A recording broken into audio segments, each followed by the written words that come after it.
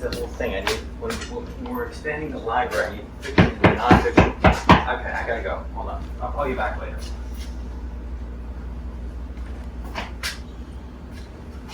Oh, good evening. Good evening, sir. I'm Damian Simmons. Are you Arthur Go? Yes, that would be me. Mr. Go, this is Elle Go. She is They are the daughter of your ex-wife Kinsley, who recently passed away. As you were recently made aware of in our previous phone call, they are being placed in your care as per the documents you signed in your divorce. Yeah, please come in. You can sit down. Let me grab you some water.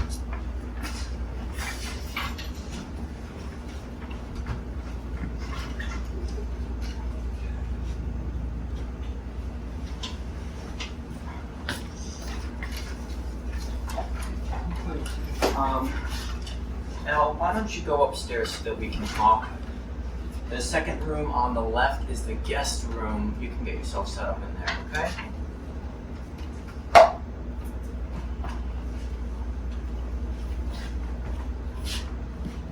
Okay, Damien, wasn't it?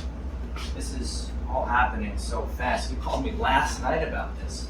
I thought I'd have more time to prepare. Well, you got an extra room. If money's a problem, I can see if the courts will look up with finances. No. I have plenty of money. I meant mentally prepared. With everything that's happened this year, having a kid, it's the last thing I expected. It's a lot to take in all at once. Well, I was reading over Elle's documents. I saw you signed over a shared custody should Kinsley ever pass, but I can't see anything under split custody agreements. You guys didn't happen to have split custody, did you? No, we didn't. May I ask why? I'd rather not talk about that right now. Okay, well, here's my number in case you need anything or have any questions. The rest of Elle's things should be here in about a week or so. Have a good night, Mr. Gunn. Thank you, Damien. You as well.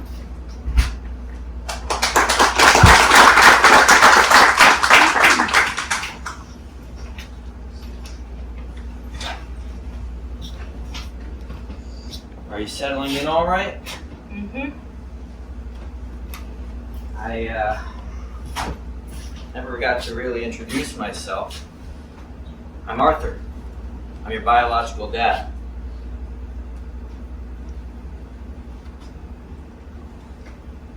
And you are? I'm Elle. Also, I'm non-binary and I use they, them pronouns. Gotcha. They, them pronouns. Sounds simple enough, right? Right.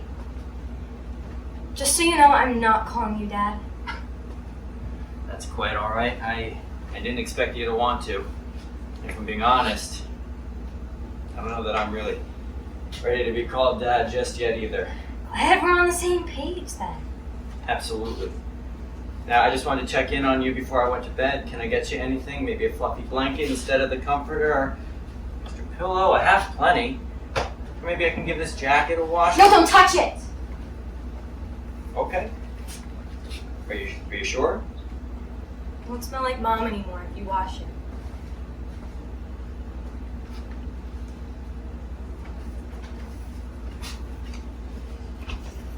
I'm so sorry about... Can we please not talk about her? Sure. Completely understand. Can I get you a glass of water? Good night, Arthur. Good night, kiddo.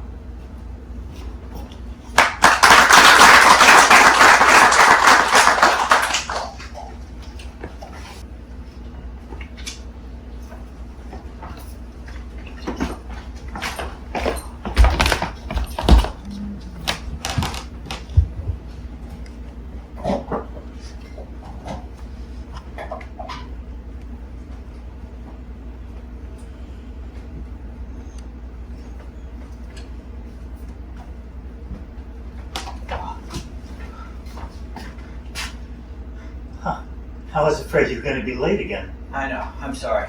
What'd I miss? Oh, nothing too much. Just a sweet little college girl who brought me some coffee. She brought me a cookie, too. I saved it for you. I always miss that good morning crowd. Yeah. I had to make sure that Elle was awake and ready before I left. So it's been a week in the new house, right? Brief recap on the time since we last called. Go. Okay, so my stuff came in yesterday. I finally found a way to get sleep in this new room. It's so quiet in the country. Did you know that? I had to throw in a white noise app to drown out the silence. Lucky. It's so loud on my side of town. The apartments by the university are so cheap. But what point does lack of sleep outweigh the convenience of housing? Want to trade? You have to live with Arthur, and I get to go back to the city? Speaking of the kid, how's that been going so far? Any luck in getting them to open up? No luck yet. They won't budge. It's like they take a chair and shove it under a door that I'm trying to push open. Well, what have you tried? Come on, it can't be that bad, right? What's one positive thing about being his housemate? I'm tired of keeping it positive, Nessa. Name one thing he's done to get you all in a twist about living with him. Just anything to get them to say more than 5 words to me. I keep asking questions to spark conversation. They won't take the bait. God, Tom, I even asked about Kinsley, thinking maybe they might talk about their feelings with me, but I ended up just scaring them back into their shell. Every path I go down leads to a dead end. He keeps talking about Mom. Shoot, really? Did you ask him to stop? Yeah, I did actually. Did he say he wouldn't stop or something? No, he just said that he completely understood where I was coming from. And that's a bad thing because... I don't know. Have you tried anything else? No. Well, you say that every path you go down leads you to a dead end. Is there anything you've noticed them doing a lot of? Like, do they play video games every waking hour of the day? Do they go outside, play sport? Look, Elle, I don't know why you keep trying to find reasons to hate him. From what you told me, he actually sounds kind of cool. He respected your gender pronouns instantly. He said you didn't have to call him Dad if you didn't want to. And he respects your boundaries about your mom. Plus, he runs a library. What isn't cool about owning a whole library? Aren't you supposed to be like book nerd extraordinaire over there? I have seen them reading quite a bit. Whenever I walk by their room, it seems like they always have a book in their hand. There's your answer. They like to read. I'll bring them to the library. Well, no way. You, this is your job. You own this place. You know, I get wanting to bond with them over books, but you need to bond with them in a place where you can focus on them. Ness, I still don't even know why he left us in the first place. He abandoned me and my mom before I could walk, remember? Mom always said that he was too selfish for his own good. For all I know, he doesn't even want me here. I get where you're coming from, I do, but you might not know the whole story. Maybe he didn't just get up and decide to walk out on your mom one day. What if there's a bigger reason your mom never told you? Maybe you should talk to him about it. Oh, this was my favorite when I was your age, kiddo. That's a good one. Yeah. Mom wouldn't hide stuff from me. I know what he'll say when I ask, that I was a mistake and he never wanted me in the first place. And I just don't want to hear that, okay? I understand. It was all so much easier when Mom was, you know. I know. But that's a great idea. That's the spirit. But please, could you put these books back on their shelves? You were the last one in today, so you get to be on shelving duty. That's no way to talk to your boss. I have to go. The dishwasher's not going to empty itself, apparently.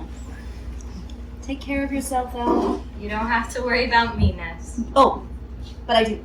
We both know how you are. And I'll always be here for you. I know. It's nice to know that someone cares. And I'm willing to bet my entire allowance that Arthur cares too. And when I win that bet, I will send you my father's Venmo. Go do the dishes, Nessa.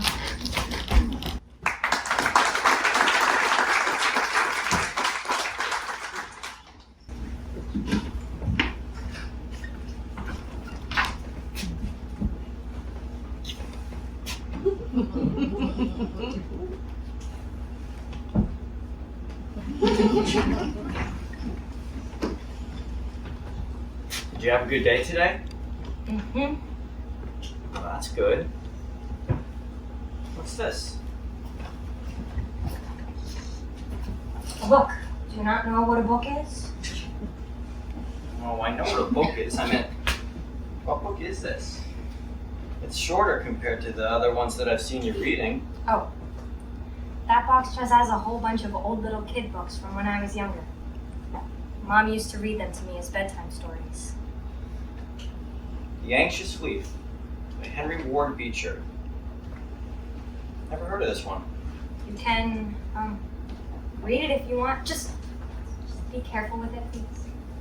Alrighty. May I sit down? Oh, you're gonna read it now? Is that alright? I'm gonna read it out loud. Is that okay? Suppose, am I allowed to listen? Why else would I be reading it out loud?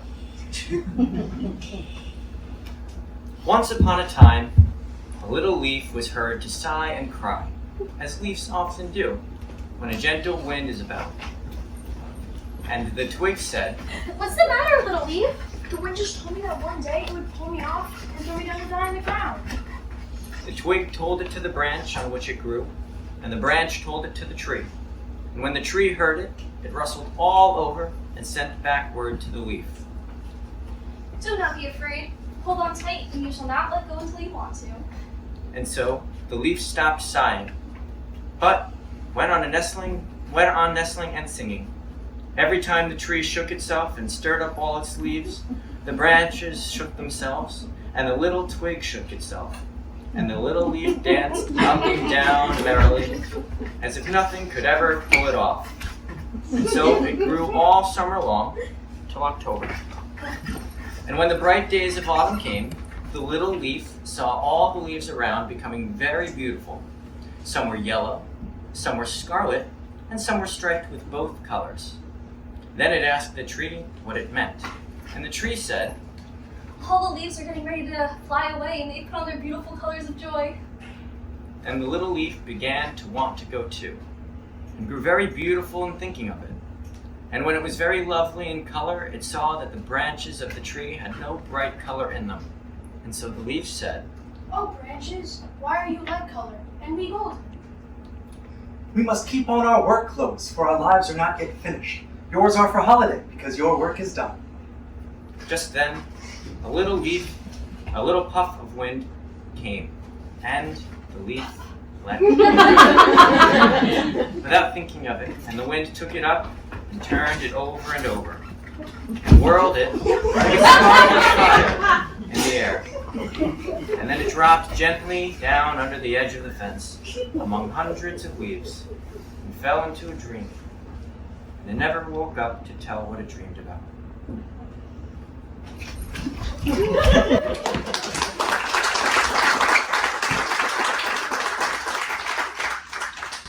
Well, thank you for letting me read to you tonight.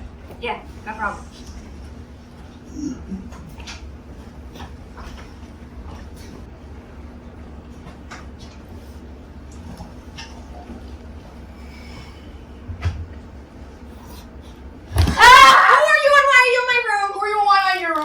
I should check it. That doesn't make any sense.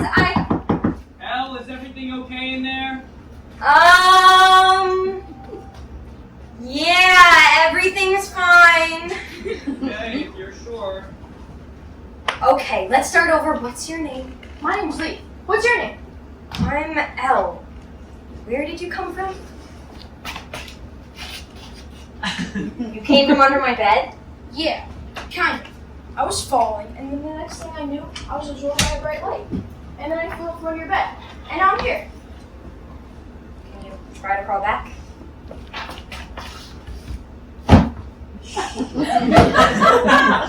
No dice. So what are we supposed to do? I don't know. Can you tell me more about what you were doing before you got here? How and why did you fall? Maybe if we can replicate it, we can send you back where you came from. Okay. I can tell you my story, Al. Let's see where to start. Oh, I'll start from the beginning. Mine was called The Tree. It was a big and beautiful home, and it lived with so many lovely people. I was very shy, you see, and the wind was always antagonizing me. But one day, it was different. The wind told me that I'd fall off the tree and die. Oh no, that's awful. It was, and I knew this wasn't the wind playing mean jokes on me this time. This was real.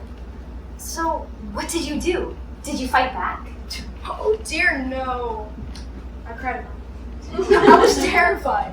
But news of my fear made its way to the tree. He told me I wouldn't go until it felt it was my time. And you know what? Hearing that really helped. I stopped being so shy and scared and started talking to all my neighbors. And we grew up and had fun without a care in the world. Fall came and we were all grown up. We all started to get beautiful colors. Look at mine. Whoa, pretty.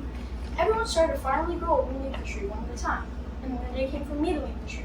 But I wasn't scared. I wasn't sad. I had the bright fun colors with me. You weren't scared to fall, even when you knew it was the end forever? I thought I would be, but I wasn't. I had everything I needed. And I know if I spent more time being scared, I'd be sad as I felt. And it wouldn't be nice to be sad. Oh, Why do you ask? You're still so young. It could be your time for a long time soon. no, it's not. But I knew someone else who,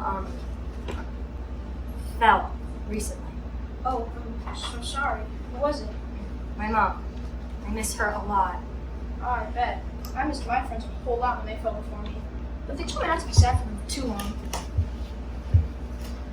Even if they knew you'd never see them again? Yeah, even then. I was allowed to be sad for a little while, but I knew I wouldn't let it eat me up forever. That's not what they want for me, and I'm willing to take a shot here. That's not what your mom would want for you either. Yeah, you're right. It's still really hard though. I know, it was really hard for me too. But you start to remember them kindly. And the sooner you realize, the sad feelings fade away.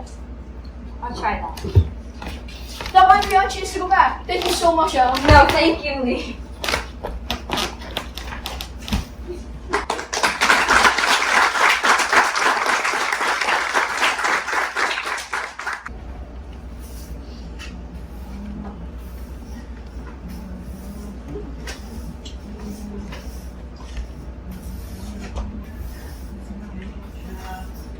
That's how I for love.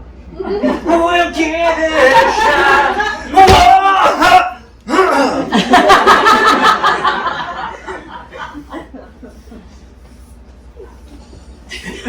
What's that? Oh, that's a statuette of the Eiffel Tower. Where did you get it from? Paris? Yeah, well, I didn't get it. Your mother did. She got it for me.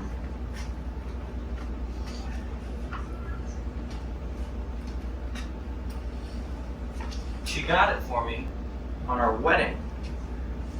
There was a list of places that I wanted to travel to after college, and Paris was the first. She got me this as a reminder of that list. Travel after college? When did you get married? My first summer after high school.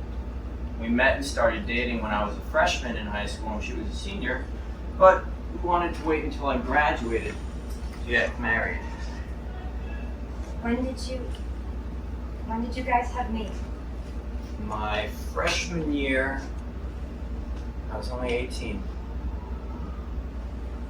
Why did you leave us? Your mother didn't tell you? She barely told me anything. Just that you got up and left one day. She told you that? Bet you have plenty of time to think of a lot of awful things in your head, huh? Sorry about that. So why did you? I need to know. Well, your mother and I, we fell out of love. We wanted two different things in life. I wanted to travel the world and start a library in a small town, and she wanted to settle down with a husband and a big family of kids. We slowly realized it as the months went on. When it finally hit us, it took a lot of talking, and we decided that it was best to split up. She thought it was best for her to take you and raise you. It was best for you. So, you didn't just leave? Thank you. For what? For telling me the truth. I did have a whole bunch of awful stories in my head. I thought you left because of me. Well, that's absurd. I was so happy when we had you, Elle. It was just what your mother wanted that drove me away from both of you. I wanted to come back and see you as you grew up, but she told me I couldn't. She did? Yeah, she gave me an ultimatum. Stay in your life, full time, or leave. I tried to fight her, but I was a college kid. I was hardly an adult, and she was your mother. And I was just some boy. The judge, well, when we talked to the judge, he said, well, no. None of that matters now. Because you're here. Are you sure? Are you not angry with her? Yes, I'm sure. No, I'm not angry because what matters most is that you're here now. I'm glad that you're here now. Me too.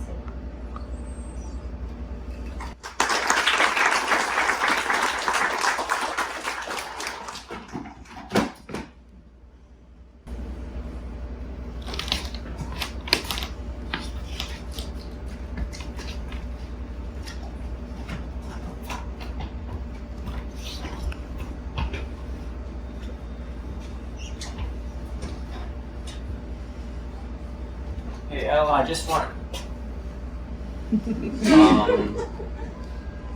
just wanted to come in and say goodnight. Oh, yeah. Good night, Art. Wait, What's up?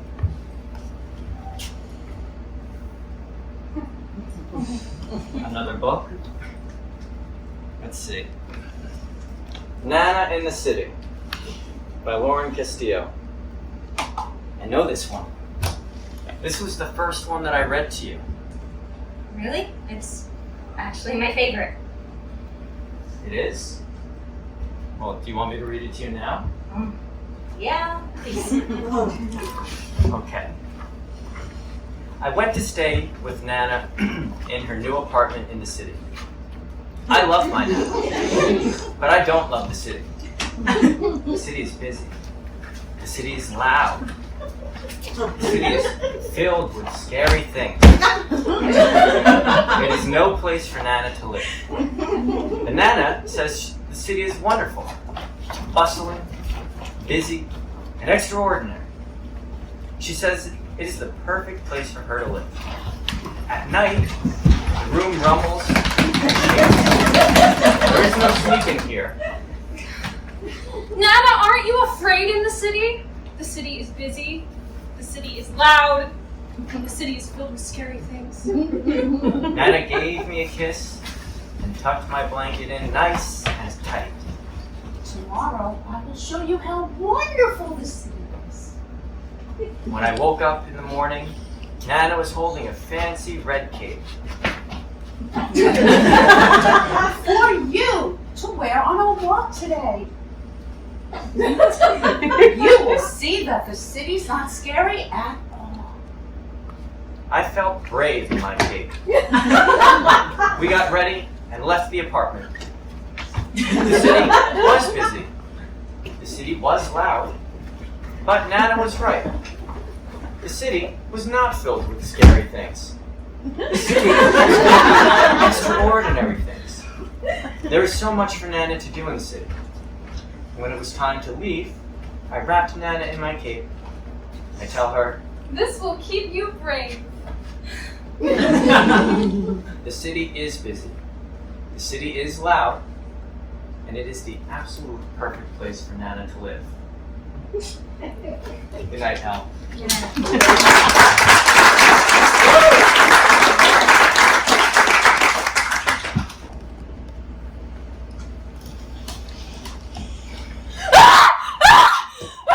I know, who are you and how are you here? I know, I'll try to explain if you stop crying! Nana said there were no monsters under the bed. I never thought I I'd be the monster underneath. It's okay. This isn't the first time this has happened. It's not!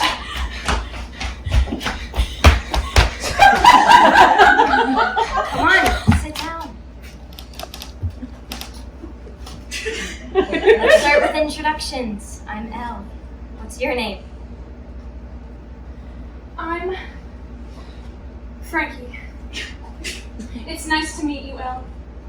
Now on the matter of me being launched out from under your bed. Oh. Yeah, that just seems to kind of happen sometimes. That's concerning. But alright. Well, how do I get back? Well, the last time we just talked about what they were doing before they got spit out from under my bed. I think it'll work if we do that too. Oh, well, that's easy. Right before this, I was sitting in JFK Airport waiting for my plane home to arrive. I think I fell asleep in my chair. That's the airport in New York City, right? It is! I was there visiting my Nana. I think we might be moving there soon to be closer to her. I didn't like the city much before I went, though. All the movies made it out to be big and scary. And my best friend Jeremy, who visited over the summer, told me that bad things were always happening there. I love this city. I used to live in a big city before I moved to this tiny town to live with my biological father, Arthur, after my mom died. Oh. I'm so sorry about your mom. It's okay. I'm a little better at talking about it now, I think. So the city. You said you didn't like it before you went. Do you like the city now? I do! It took me a little while to get over my, I think Nana called them preconceived notions about it. But I had Nana there to help me. She made me a cape to help me feel brave. Preconceived notions, huh? How did a cape help you with those? I don't know. It just made my brain feel way less foggy. It's like I stopped thinking about what I originally thought about the city and started seeing it through Nana's eyes. And it wasn't as scary as I thought. It was cool! Are you having the preconceived notions about your little town like I was about the city? Kinda. Well, I can help just like Nana did. Hold on. Whoa, what are you doing?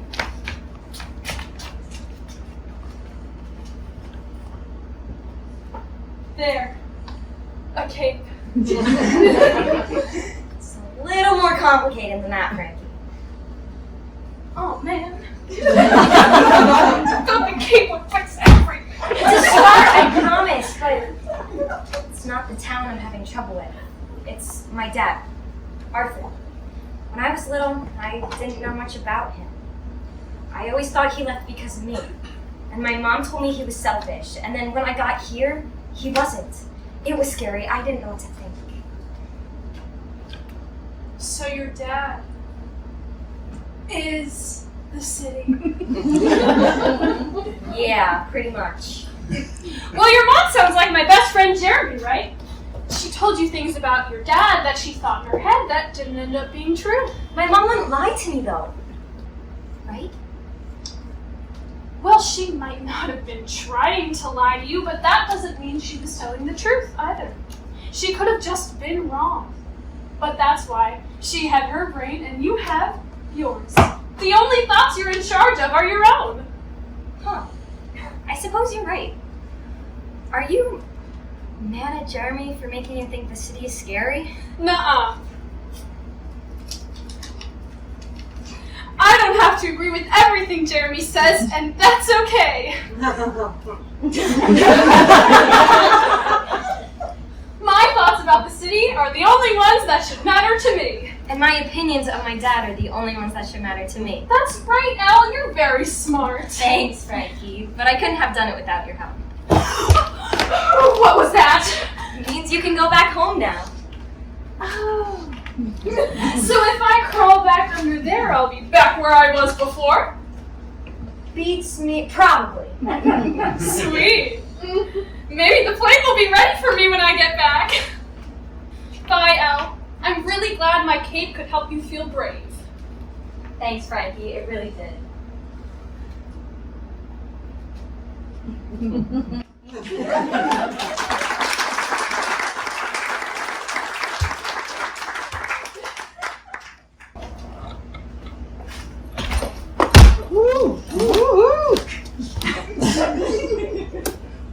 like hot garbage, dude.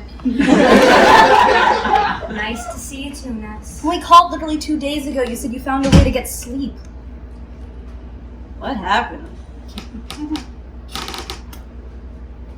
You're hiding something from me. I am not. You are too. Talk to me, Elle. Did something happen? Is Arthur doing this to you? No, I just... If I tell you, do you promise not to call me insane? That is, I think, the worst way you could have introduced that. Promise, please. Okay, I promise, but I swear, if Arthur is doing anything... Ness, I promise. Arthur has done nothing wrong at all. It's weirdly positive of you. Continue. Okay. So a while after we talked the other day, Arthur came home and offered to read me a bedtime story. One of the books on my shelf Mom used to read to me when I was little. That's really sweet of him. It was really nice, but that's not the crazy part. After he left and I started to fall asleep, this crazy light started shooting out from under my bed. And then poof, the person from the story he just read to me was on my bedroom floor. What? That's not all. I asked him to read me another one last night and it happened again. That's insane. Are you sure you're not hallucinating? I heard hallucination is like one of the first symptoms of sleep deprivation. I swear, I'm not hallucinating. They're real. I can touch them and everything. But they don't stay for long. We talk for a bit, and then the mysterious light comes back, and then they jump back under my bed. And just like that, they're gone. That... I don't even know what to say. Please tell me you believe me. Trust me, I believe you. I don't think you'd come up with a lie this insane all on your own. But... have you told Arthur about this? No way! What am I supposed to say? Hey, Dad, sorry about all the noise the past 2 nights. I'm getting magical book therapy every midnight. Dad! You called him Dad! I did not. It was hypothetical. You hypothetically called Arthur Dad! Oh man, I can't believe I've missed so much over the past few days. Nessa, you're missing the point The here. point is that you should obviously talk to him about this. What? No! What if he thinks I'm crazy? He might not believe me as easily as you did. Elle, listen to me. I am seriously willing to bet. Please, no more bets, Ness. You're right. Because you still owe me from the last one I won. Well, dinner's ready. Coming. I'm going to eat dinner to escape your sack. Just talk to him, dingus.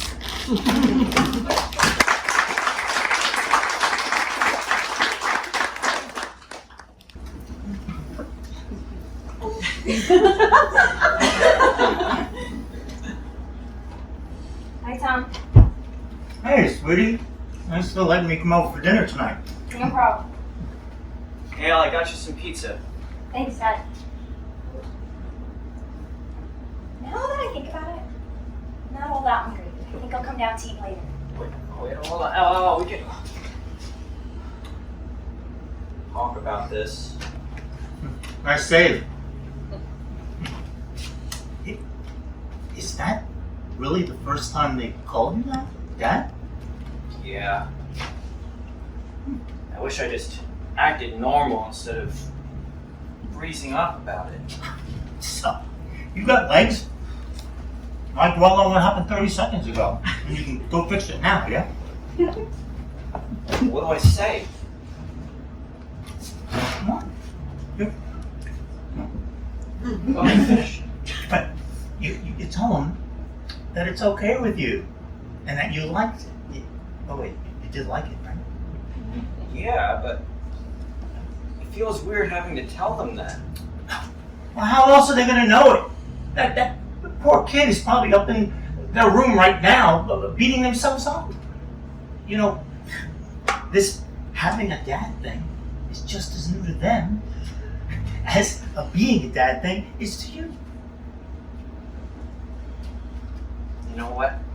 Yeah, you're right. I'm gonna go up there. Are you okay on your own for a little bit? I'm fine. More pizza for me, the better. Hey, you go do your thing. Okay. And be quick, because I hope I don't eat a whole pizza.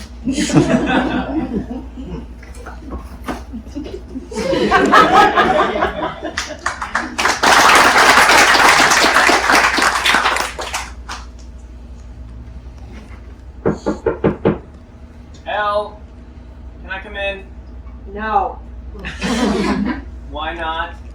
So I don't want you to. Please, can I come in? Fine.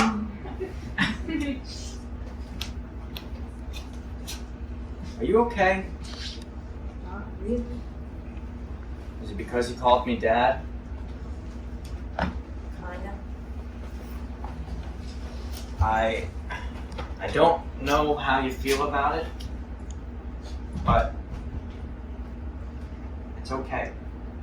If you're worried about upsetting me, I can tell you don't have to worry about it. You can call me Dad all you want. Really? Yes, really. Now, is there anything else that's troubling you? Kinda. No. It's nothing. Well, it's obviously not nothing if it's got you all worked up. Come on, talk to me. I'm your dad. It's kind of what I'm here for. It's the bedtime stories. Oh no. Do you not like them? No, I love them a lot. It's just, ever since the first night you read me a story, the characters, well, they just... Show up in your room from under your bed. Right, and then they start talking to me about all these new things that are happening in my life, and then, wait, hold on. How did you know? Can I tell you something I've never told anybody before? What?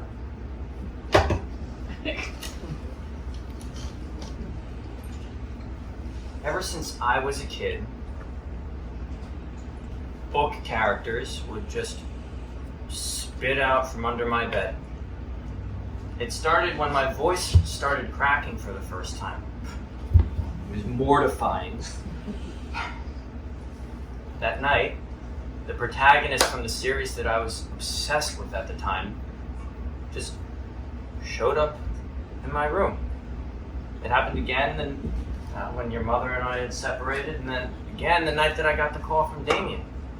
Seems like the characters from the stories that I've read have always been there to help me when I needed it, or when I wasn't quite sure what to do. You're kidding. Dead serious. I had no idea it ran in the family. But no, seriously. This whole thing has been such a huge deal for you, for both of us. And I'm glad neither of us have had to go at it alone. It's all still really scary, though. I agree. There's a lot of learning and healing to do. It's just, we've only just begun. But now, we have each other, as well as everyone else that's helped us along the way. We will learn together. I like that. Hey, now that I think about it, I'm hungry. Can we go eat now? Sure, Al. As long as Tom has not eaten all the food while we've been up here.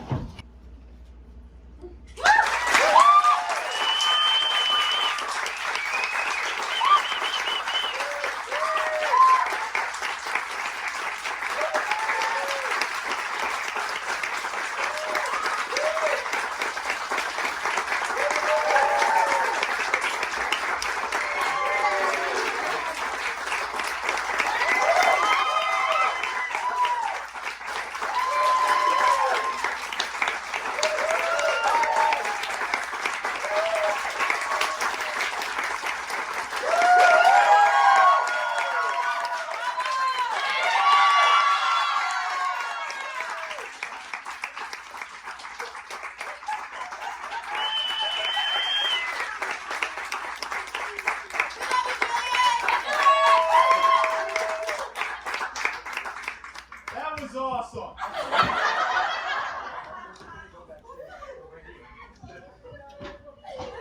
You guys can come back on stage, you know. Come on, yeah.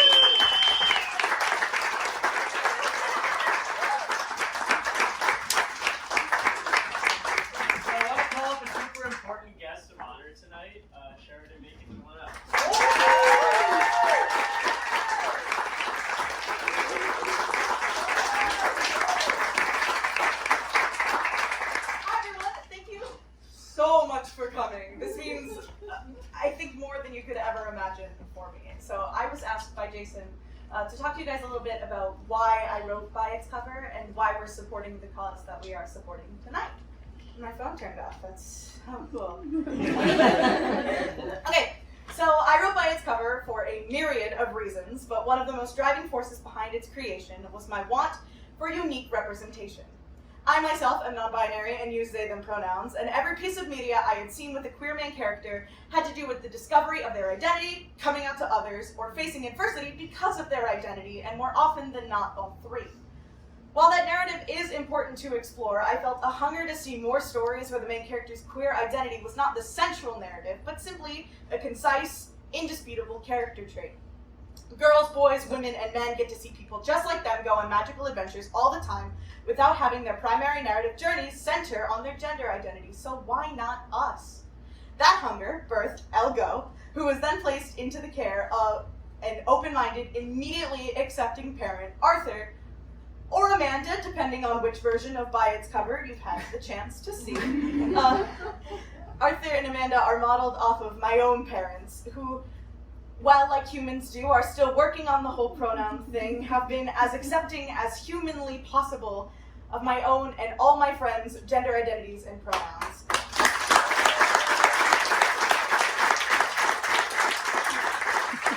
I am forever grateful for their unconditional love. Not every queer kid is this fortunate. In fact, I'm repeatedly reminded that I'm one of the lucky ones to have had my voice heard and embraced by those around me. More and more counties of schools are doing everything in their power to silence the voices of their LGBTQ youth, including Orange County in Florida, where I live. This is where the Trevor Project comes in. The Trevor Project is a massive organization with the mission of creating a world where all LGBTQ youth are able to see a bright future for themselves. A world where the acceptance that L is shown by those around them is the norm. The Trevor Project offers a community for LGBTQ youth by providing crisis services and advocacy, while also taking the time to educate allies, teachers, and administrators on the needs of the LGBTQ youth they work with every day. By Its Cover was written to demonstrate and cultivate the world that the Trevor Project is moving to create. In fact, I've already received messages from many of my own peers informing me that because of Elle's story, their parents finally get the whole they-them thing. This is just the beginning. By donating our ticket sales to the Trevor Project tonight, By Its Cover will be taking yet another step toward the bright, accepting future that it was born to help create. Of course, none of tonight could have been done without the entrepreneurship of By Its Cover's off-Broadway director and producer, and my amazing, essentially cousin, Jason Kopp.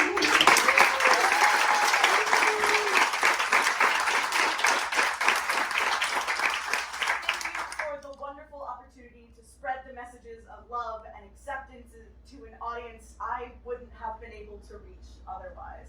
Thank you for believing in me. And thank you all for joining us in our effort. I urge you, even after you leave the theater tonight, into the cold and dreary night, keep this future in the forefront of your mind. We will only get there when all of us do the work to see it done. Thank you.